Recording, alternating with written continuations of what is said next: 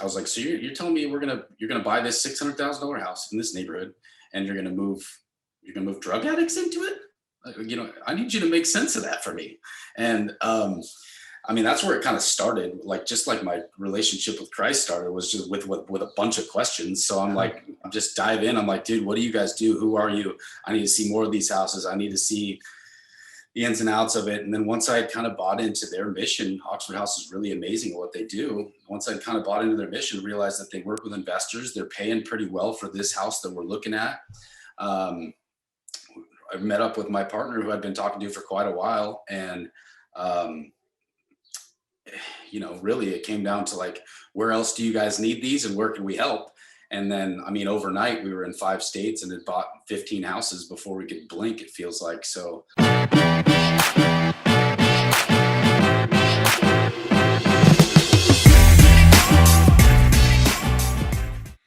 welcome everyone to the Kingdom REI podcast. This is your host, Ellis Hammond, and this is the podcast for Christians all over the country, the world.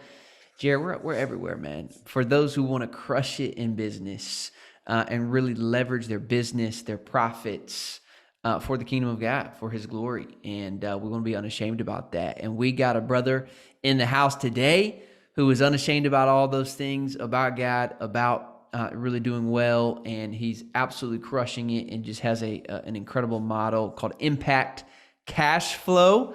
And the name alone, man, gives me juice to talk about. So without further ado, let me introduce Jared Galde. How are you, brother? Good, brother. Thanks for having me. Heck yeah, I'm man. excited to get into all of it. Where are you located? I'm on Camano Island, Washington. Yeah. Is it an island? It is an island. You can drive onto it on a little bridge, though. Wow. Yeah. I've never heard of this. Yeah, it's a little slice of heaven. We don't like to talk about too much. We're about an hour north of Seattle. We get about 3 months less rain than Seattle does per year. No kidding. Yeah. Is it close to like Orcas Island?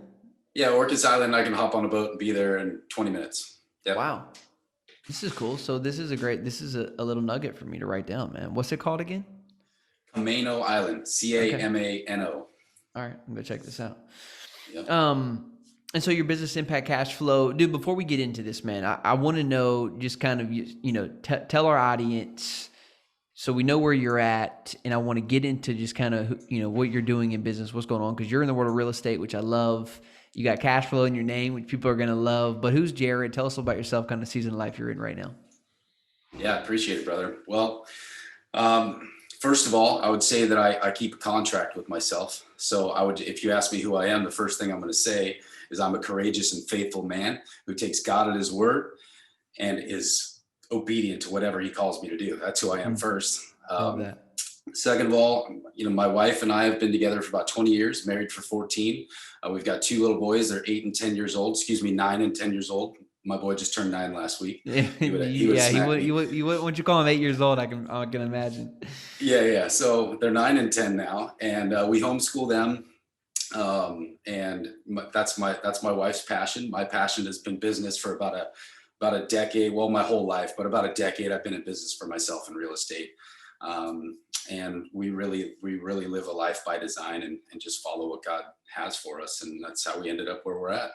That's cool, man. So Jared's been a part of more than 400 real estate transactions over the past 10 years. And right now you specialize in building a portfolio of single-family homes for the purpose of addiction recovery housing and sharing the transformation God has given him wherever he goes. I'm curious, Jared, is addiction recovery part of your story? I would say a very, very small part. I would say, there's plenty of things without getting too deep into it. I've had addictions that haven't exactly impacted my life, like the people in our houses, like Todd, who's behind me, our property manager. Like a lot of people, I haven't had life-altering a relationship with drugs and alcohol, but very much so in our community here north of Seattle, and friends and family. I've had over 40 people that I went to high school with die, half of those from drug addiction. So yeah, it's interwoven into my family and very, very apparent everywhere around us, and just a battle of our times, I think, and of our generation. So it's near and dear to my heart, but it hasn't necessarily been part of my battle. Yeah, well, thanks for sharing that. Well, dude, let me just pray for us, man. Get into this because there's a ton here, and I'm excited for people to hear about what you're doing. So let me just pray, God. We give you thanks. Thanks for Jared. Thanks for his business, his presence there in Washington, and we just lift this time up to you. Pray that you would bless it, you would anoint it, you would bring out what we need to hear to motivate, to challenge, to encourage us to have the impact you've called us to have through our business, through our family, through our personal testimony. And so I pray all this in Christ's name. Amen. Dude, so tell us kind of in the market right now what Impact Cash Flow is about, what you guys are doing in your local community. Yeah, I love it, man. So, it's interesting how fast God has moved this from our community to kind of nationwide. So, at first, the first house kind of found us on a Monday. So, Mondays are service days in my business. My church always took Monday off, so I took Monday off and just to serve people. Wasn't looking for anything in business, anything for myself. So I served people, and I'd take 5 people, and I would just give my time to them that day. And I called my friend Andrea one Monday. And she's like, actually, I got this house in Marysville, the town that I grew up in, that this nonprofit Oxford House wants to rent. She's like, if you know a buyer, that'd be amazing. And I'm like, well, give me the rundown, give me the details. Let's check it out. And so we started checking it out. And my first take was it was probably the nicest house on the market in Marysville. $350,000 median market at the time, and it's $600,000 house up on the hill with a gorgeous view, 4,000 square feet. My first take was like, so you're the Todd actually who's behind me was the guy who worked for the Oxford House at the time. And he's like, I was like, so you're telling me you're gonna buy this $600,000 house in this neighborhood, and you're gonna move drug addicts into it? I need you to make sense of that for me. And I mean, that's where it kind of started. Like, just like my relationship with Christ started was just with a bunch of questions. So I'm like, I'm just dive in. I'm like, dude, what do you guys do? Who are you? I need to see more of these houses. I need to see the ins and outs of it. And then once I kind of bought into their mission, Oxford House is really amazing at what they do. Once I kind of bought into their mission, realized that they work with investors. They're paying pretty well for this house that we're looking at. I met up with my partner who I'd been talking to for quite a while. And, really it came down to like, where else do you guys need these and where can we help? And then, I mean, overnight we were in 5 states and had bought 15 houses before we could blink, it feels like. So, Wow. So yeah, that's kind of where we started. Is that the current iteration of what you do right now? Yeah. We buy houses and lease them to the Oxford House. Now we're in 8 states. We're focused in Florida because they really need us there. Florida, South Carolina are kind of our current focuses. Where they really need investors. And we started designing our business model to go where they need us and where our numbers were. So they find a lot of people who are kind of profiteers, right? Who will just like be slumlords and kind of and beat them up in multiple directions. And we looked at how can we have Jesus at the forefront of what we're doing, be really good stewards of these houses, be really good, good helpers and partners to the Oxford House. And that's how we approach it. Is we want to be a great partner. So we look at going wherever they need us to go. We stay unemotional about the numbers. They kind of know where we have to be to continually raise capital and keep that coming. And that's what we do. So who is Oxford Capital? Oxford House is they're a national nonprofit. Yeah, so they're a national nonprofit who, like I said, they do addiction recovery houses. They lease out 3,100 homes nationwide. And they're the biggest and best in the business. They're about self-reliance. They're about they basically run a democratic system within each house where everybody's got a say. Everybody's got to pay their own way. They got to do their chores. They got to they have to keep up on stuff or they don't live there. So they're amazing at what they do, and they work with investors all over the country, and that's them. Wow. That's awesome, man. So that's great to hear. So you found essentially a partnership where they can take care of helping you find the people to put into the houses that you're buying. So tell me a little bit about your business model. You'll go and purchase the house with your investors. Like you have a group of investors that are helping you purchase these houses and you master lease it to the Oxford House? Correct. Yep. That's exactly right. So we work with most of the beginning houses. My partner and I put together with our own capital. I think we got to like 8 million in assets on our own capital, and then basically sold that model to investors, put together a syndication fund, which is not necessarily normal for single family homes, but with the need that we have within Oxford House, within addiction recovery around the country, we felt like we had to. So put together a fund and started raising money. So did you, this is awesome. This is why I love just get on the call. So did you had raised any money for like private equity in the past? Honestly, just for like my own flips, I've just done a bunch of partnerships, Okay, so you with had done guys at some flips church. before. Okay. Yep. Yep. So I've done some flips and some new builds and some development plays where I put mobile homes on them, and just speculative build kind of stuff in my backyard. My mom and I run a brokerage together, a small brokerage here in Washington State. So I kind of started from that, and Got it. I really a while ago. I think it's funny how God can just grow a vision. Well, I don't think it's funny. I think it's freaking amazing, frankly. But he grew my vision from, I was like, you know what, God, I'm going to make passive income somehow, some way in real estate so that I can sing at church and that I can show people that you don't have to be a financial burden on the church. And you can still serve your face off. Like you can be there all the time and you don't have to get paid by the church. There's ways where we can be an apostle in the market and a priest in the church. Like there's ways where we can make that happen. And it's crazy to see like what he's done with that heart of that 29-year-old kid. I feel like looking back on it right now. But that's where it started. I was like, I want to make passive income and serve. And now we get to do both. It's crazy. How did you, when you went out to go raise that? I mean, did you know how to go raise a syndication fund? No, but Travis did. So that's Okay. God timing too. My business partner, that's kind of where he came in. He's like, his businesses have taken off. We're his third company, and he's in his early 30s. One's a hedge fund, one's a very, very large, I don't know what you call it, new age bank in cryptocurrency. And he's a pretty young guy and an awesome, humble man of God. And when we first started talking about this, he's like, dude, if we he's like my wife's uncles say that they owe their lives to the Oxford House. Like that's a very real thing. And if they need investors all over the place, I'll make sure the money's coming forever.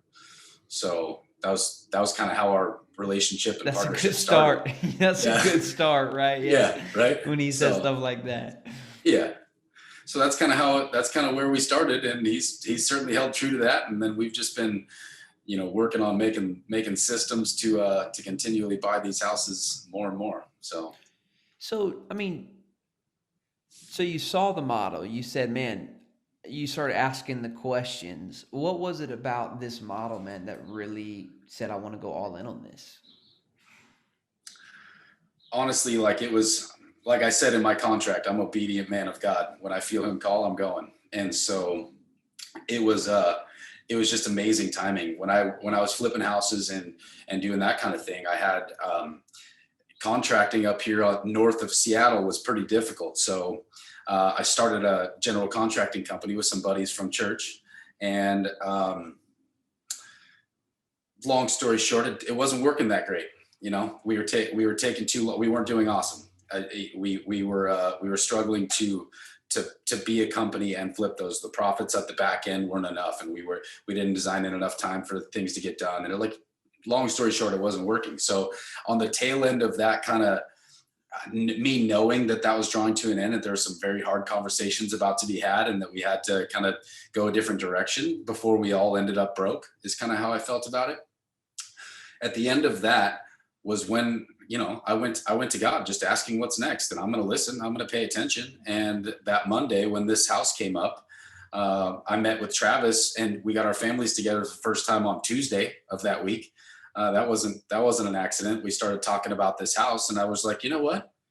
Like this is they do need these things all over the place. They've been around since 1975. Oxford House isn't practicing anymore, So I was like, yeah, I'm all in.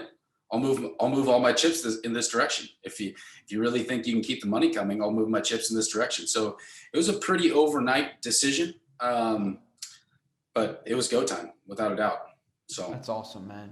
Dude, I love the pivot when you see it, you see the opportunity, you feel the conviction, and you went for it. I mean, how much of in terms of you had a family, a wife and kids at that point. I mean, how much was on the table? Like how much of that was, oh crap, is this going to work? I'm just curious. Like how much did you actually have to, you know, how much was at stake when you made that decision? Yeah, I mean, there's always plenty at stake, but I feel like at that point in the journey, I had overcome so many of those thoughts that you just talked about, and we had overcome so many of those things as a family that you talked about. Um, I'm a guy who's going to pour everything into a lot of things. Like I told you, I served at church like crazy. We had been through um, what I would say we were brought through the valley, right? And without a doubt, we'd seen some times that were lean. We'd seen some things. I poured years into some businesses and things at church and while doing real estate to kind of keep us afloat. And that, I wasn't focused on business, I was focused on ministry, and I didn't see how the two could go together, right? So we've been through a bunch of manna, as I would say, a bunch of lean times to get us ready for that moment. And we certainly weren't in the leanest of times at that moment. So like I said, I kind of saw some things coming with what we were doing with the business and things like that. But that shift, I mean, as beautifully as I could say it, my wife, I could never say it that way, but my wife, when she decided that she was going to stay home with our kids in 2013, it was a leap of faith. We didn't make enough money to make that happen, but it was a leap of faith. She knew that she was called to that. And she literally said to me, she goes, babe, I already know you've got some nice fishing poles and some nice guns. We got a sweet tent. Like, worst comes to worst, God's got us. We're gonna be okay. And I was like, you're gonna be better off than me fishing in the river for dinner, babe. Like we got this. But that's the level of faith she has in God and in me. And That's awesome, man. some of that's rubbed off over time from her. That's amazing. Tell me about, I know people are going to want to listen. Anybody else curious about how this guy makes money renting, houses out to, like you said, to drug addicts? I'm curious about the model. Like, let me ask you this. How important is profit? How important do you think profit is in business? I just had a long conversation about someone else. How important do you think profit is in business? I think it's extremely important. Extremely important. I feel like God calls us to prosper. This isn't like I feel like that's a relationship with money that in the American church I feel like is hurting. And I feel like God calls us to be the light in so many different ways. And money, it's certainly not it's just a resource that God has, but it's very, very important if you're going to be in business for yourself that you profit, in my opinion. So to our company, it's not. Like I said, we're unemotional about the numbers. What we did is we had to get very clear on what numbers worked for us to grow the business and what numbers worked for the Oxford House. So we're very clear with them even when we eyeball a property. I'm looking at 4 of them this morning. We've got offers out this morning. When we're looking at a property, Oxford House knows our numbers now. The guys that we're working with on the ground that fill these houses up, they know our numbers. They know what we've got to hit. And so. But it's very important, man. And in our fund, it's the same thing. We need to, like any other business built around a syndication model, we've got to make sure that the fees are properly in there to keep us growing the business. So very, very important. I am extremely blessed. I'm pretty good at math, but I'm extremely blessed that Travis is on my team because I get to be genuinely unemotional about the numbers, and he gets to tell me the numbers that work, and I just keep hitting Right. them. So how do you be profitable in this? I mean, what are you, I'm curious, like, if you don't mind sharing kind of investor expectations and how you make this model work. Because there's a lot of investors listening to this show, and I'm curious, like, maybe you can glean some wisdom on, man, you have an incredible impact model, right? That is also cash flowing and is a profitable business. How do you make that a win-win? Yeah, how we make it a win-win is like we genuinely focus on that. Like I told you, we have to make profit. We have to grow as a business. We have to pull people like Todd in to as we continually grow. We have to manage these properties properly, and we have to design in some of that profit. But I would say, on that note, how we make that work is that we care about them. They pay us pretty well. There's anywhere from in our houses, there's anywhere from 8 to 13 individuals living in a house, right? So we'll chop up a house a little bit to make bedrooms out of the dining rooms. We'll do whatever we've got to do to make the house work for them, and not, if somehow the house fails and we've got to go sell it again, we don't want to cut it up too much and give ourselves a giant project on the other side if we've got to sell it. But at the same time, we make sure there's more bedrooms than the normal house, so that we can fit more humans in there than most people do. And how we make that work is, I mean, they pay us pretty well. They use what's called an EES structure. So each person in the house pays their equal expenses share. They either pay weekly or monthly on that EES, and so it can be anywhere from $400 a month to, like in Northern California, where we've got a couple of houses, it can be close to $1,000 a month for each person to live there.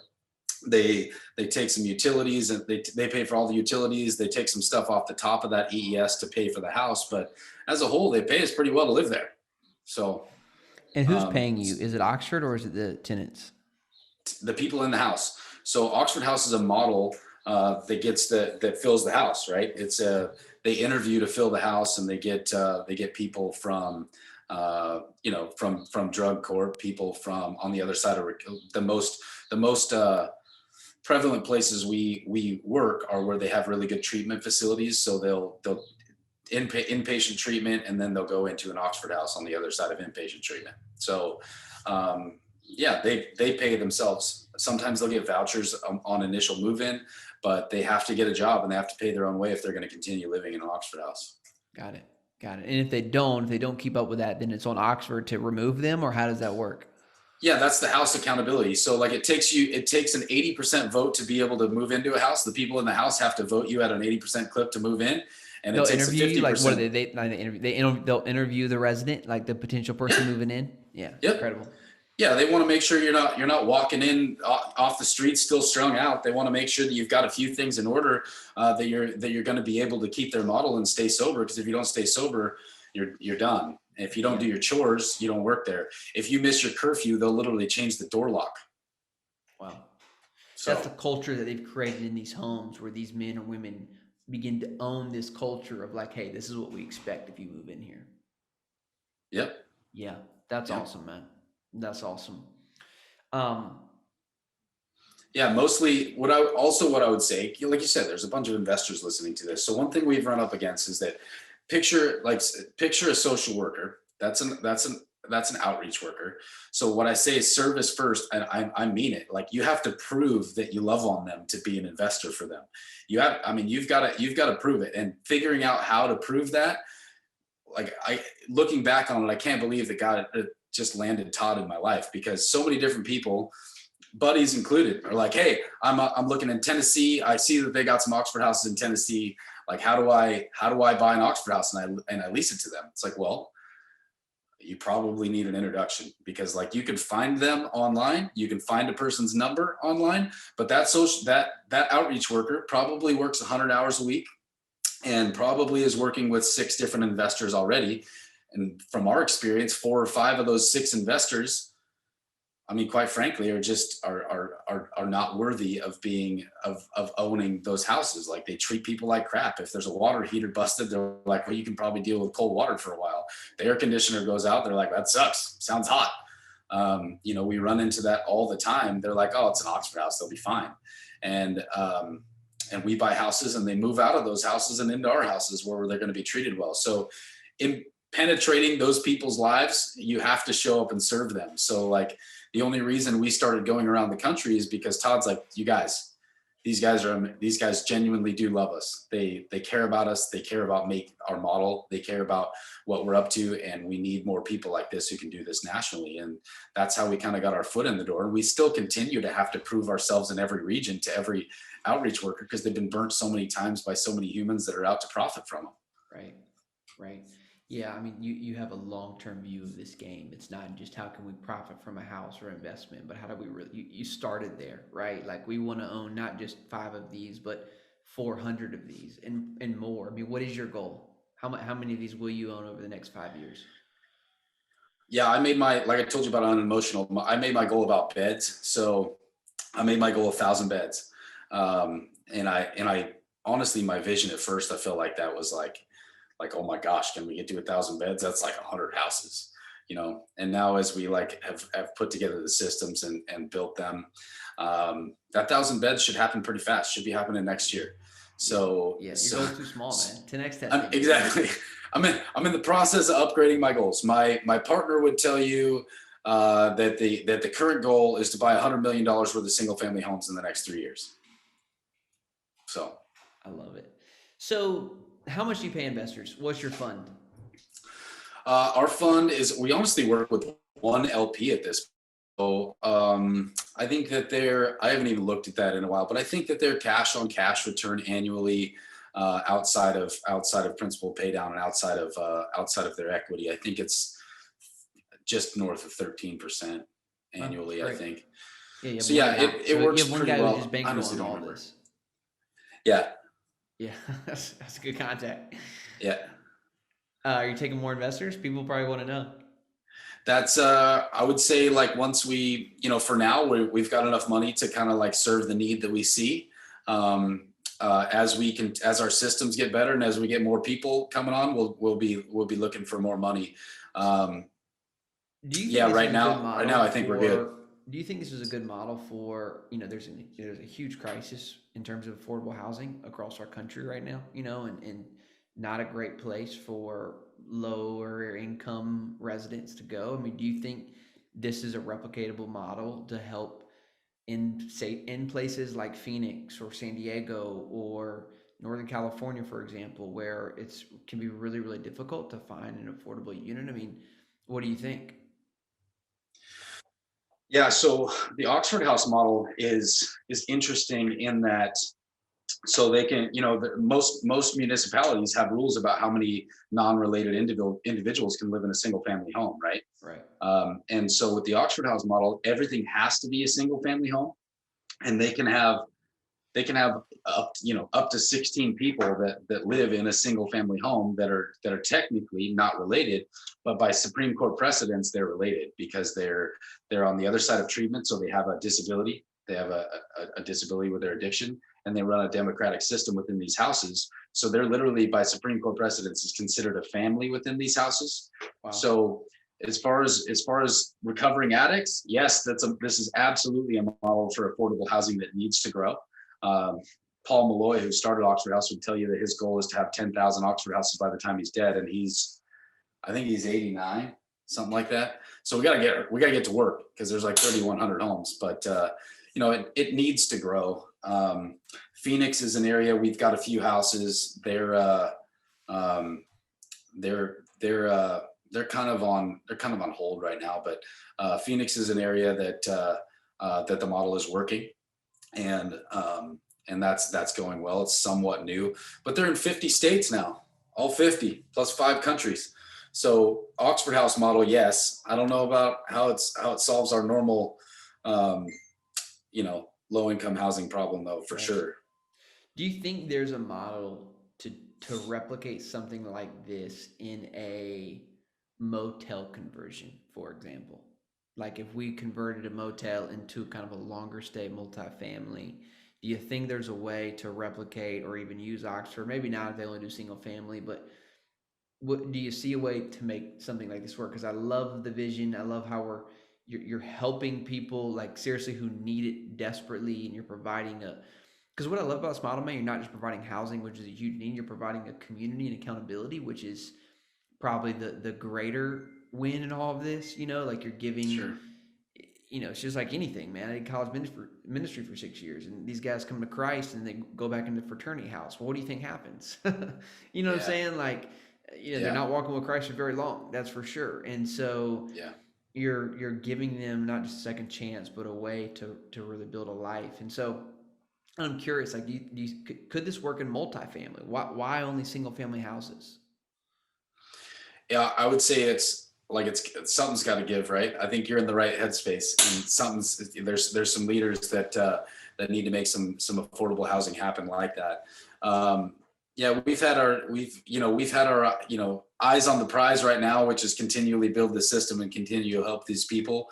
But we've definitely had some whiteboard sessions on like what's next, because we see that as even the an issue with Oxford House. Like, yeah, you're totally right. Where the biggest need is making sure that you're actually accountable to your new life, right?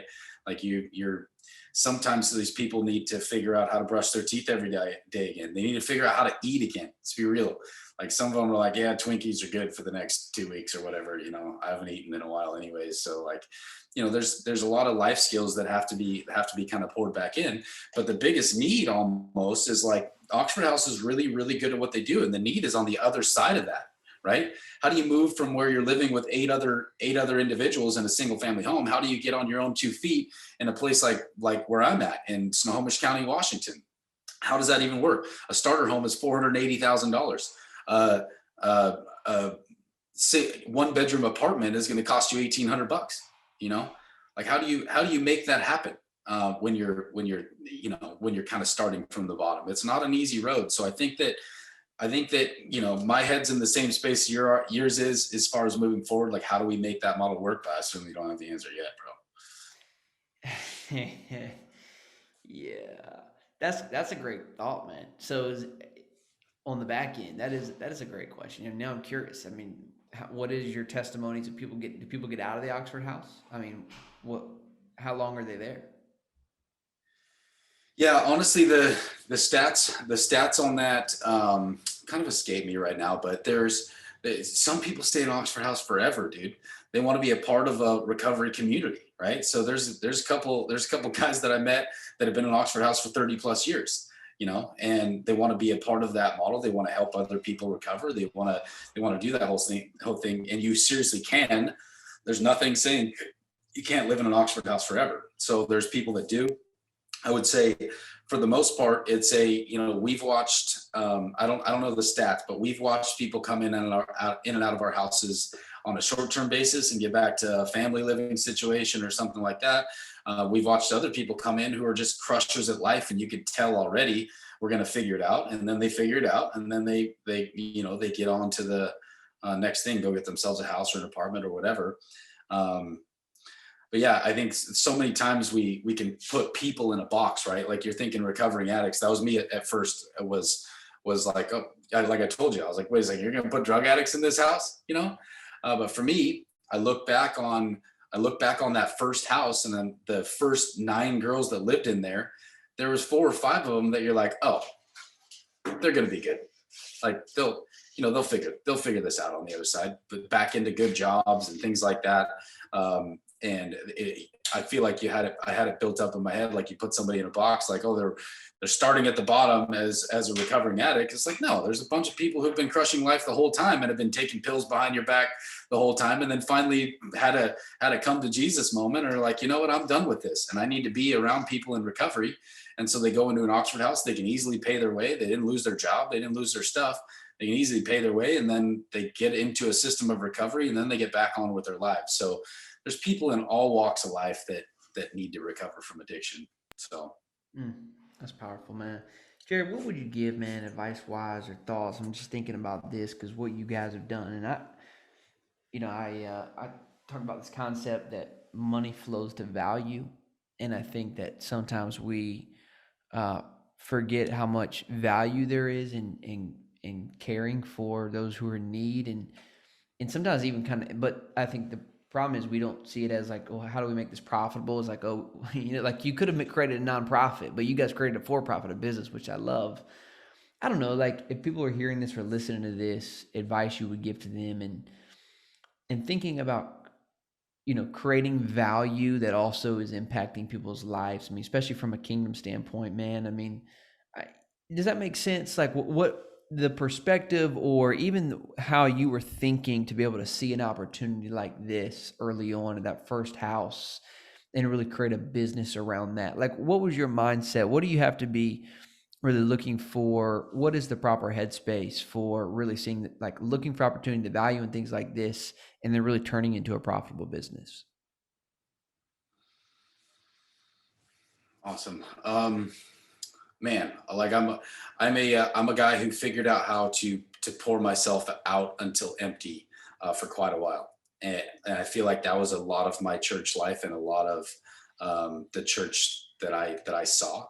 Like I came to Christ later in life, in my late 20s, And I feel like I learned how to pour myself completely to empty pretty early on and continually do it. It was this cycle that I saw.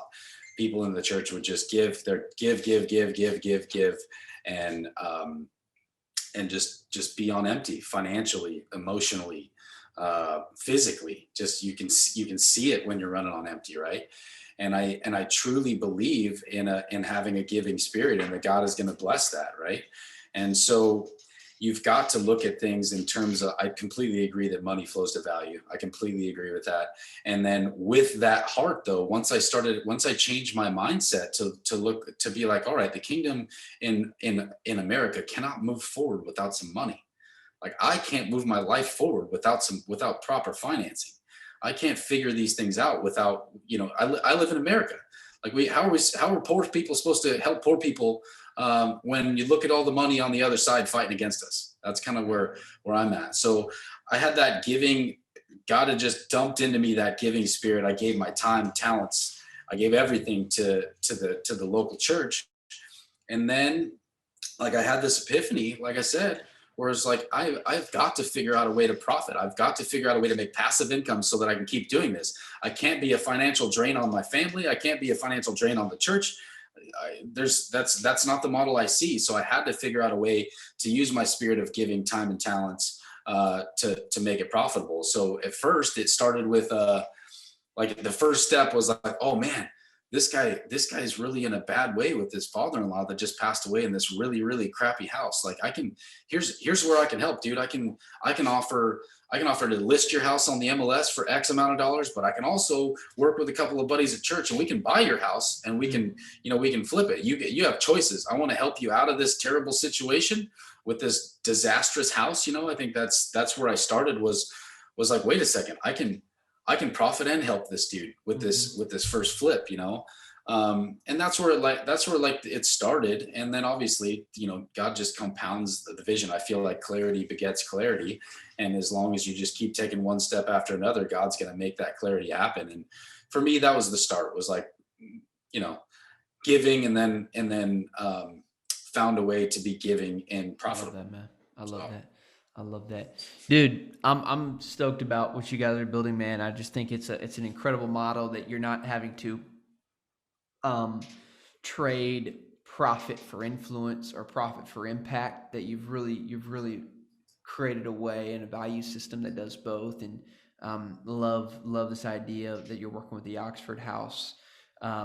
Man, if people want to learn more about your model or just even kind of hear more about this, maybe they're trying to do something similar in their local market, would you be okay if they reached out to you, and how can they do that? Yeah, 100% fine. I would say probably all of my King's Council buddy, like it seems like the Instagram is a big deal. So I've been paying attention to that some. I'm on LinkedIn. You can find me, Jared Galde, on LinkedIn. I think it's Galde Thoughts on Instagram. GALDE Thoughts, right? Yep, Galde Thoughts on Instagram. Yep. Okay, got it. Yep. And your website? What, you guys have a website for this? Nope. Okay. Like I said, if I needed more investors, I probably would. Yeah, no doubt. Well, Jared, loved it, man. Love having you on, guys. For anyone who's listening, there's so many things we took away from this. I mean, going back to the idea of profit. And how important it is to have margin. I mean, think about just in this business, impact cash flow, right? Like the reason they can help so many people. I mean, if they're at 40 homes and 10 people, that's 400 people that they're literally giving a start for. Why? Because they figured out a business model that can be profitable to pay investors to help grow and create this business. That's why this focus on profit, I think, last couple episodes has been so key, because you can't grow, you can't scale, you can't have the impact to fulfill the dreams you want to do in your business without this focus on margin and profit. So that was a huge takeaway for me. And then just this concept that money flows to value, and that when we can figure out ways to create value, that money will flow to that. I mean, they have a single investor just bankrolling all of their deals. I think that's incredible to see and to hear. And so I hope that gives encouragement to you and to your business. Definitely reach out to Jared. Say that one more time, man. What was your Instagram handle one more time? Galde Thoughts, GALDE Thoughts. Galde Thoughts. So, hey, if you enjoyed this episode, if you got as much value as I did from this, then go please leave a 5-star written review. Scroll down to the bottom of iTunes, hit 5 stars, and click write a review, and just let us know what you got from this. It really goes a long ways to really hear about the impact. Just saw a review the other day where a guy said that he saw the show and he listened to the first 12 episodes on a binge, and just because he had never really understood this concept that you can be profitable as a kingdom leader and as a kingdom business. And so it's things like that, reading reviews like that are incredible to hear and see. And so those really go a long way. So if you would, please take a minute to go do that, and then share that on Instagram, share that on LinkedIn, connect with us there. Thanks everyone for your time. Thanks, Jared, brother. Blessings to you guys, man, up in Washington. I need to come see you guys soon. So thanks again. Cheers, everyone. See you next week.